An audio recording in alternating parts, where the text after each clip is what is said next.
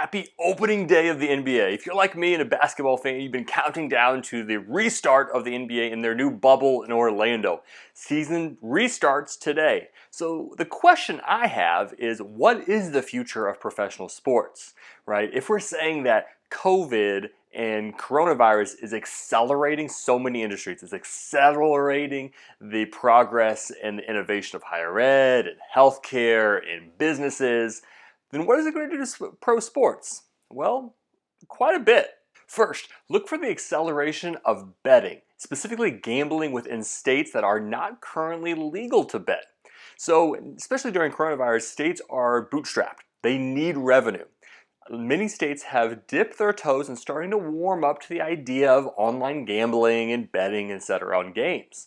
Well, look for this to accelerate that quite a bit. Look for the idea of betting to increase dramatically. To continue to beat a dead horse, something that I beat up quite often is traditional television and linear advertising. There's no future. You've heard me say this quite a few times. There's no future whatsoever. It's basically lighting a lot of that money on fire. But for traditional television, the last old guard for getting views was live sporting events. Now, even these have seen the decrease. They were the last thing to see a viewership decrease, but they have started to. This is going to increase dramatically over time. Well, just like Disney Plus is taking away viewership from their own ABC and Disney channels, and just like ESPN Plus is taking away viewership from their own ESPN television shows, TV needs to lean in more to streaming. Streaming is the future, right? That's no big aha moment specifically, but for pro sports specifically, how can streaming change? It can change dramatically because of compression. Now, not to get too technical here, but basically streaming has for years and years and years had an issue with compression. They can only stream so much, right? Especially for live things.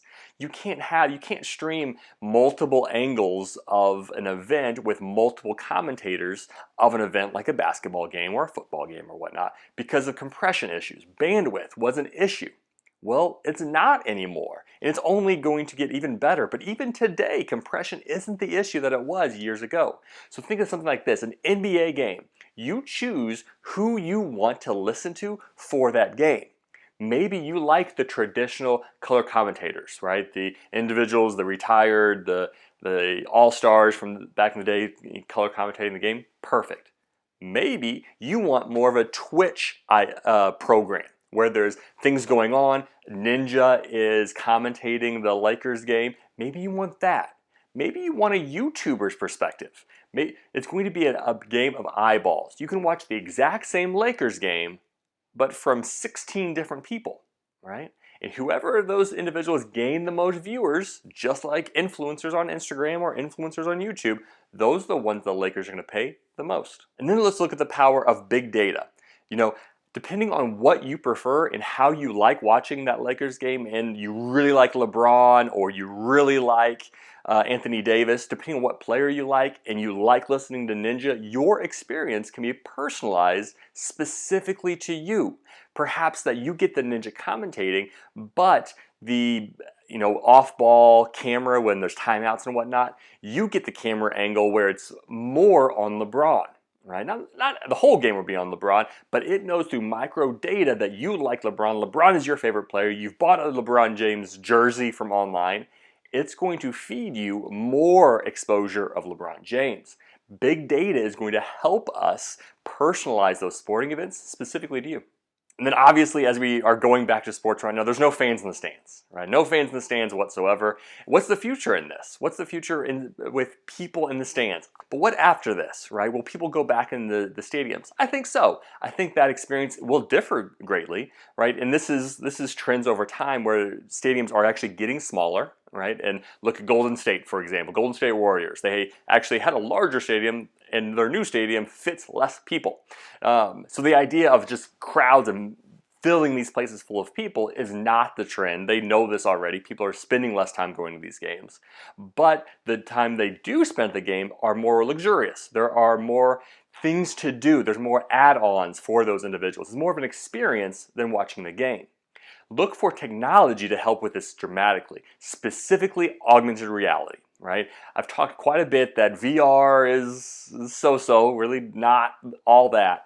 but AR can help specifically with live sporting events. We're seeing this a little bit right now, but think about pulling out your phone at a Cardinals game, pointing at the field, and it will tell you right at that moment, this player, what their stats are, if you're a stat person.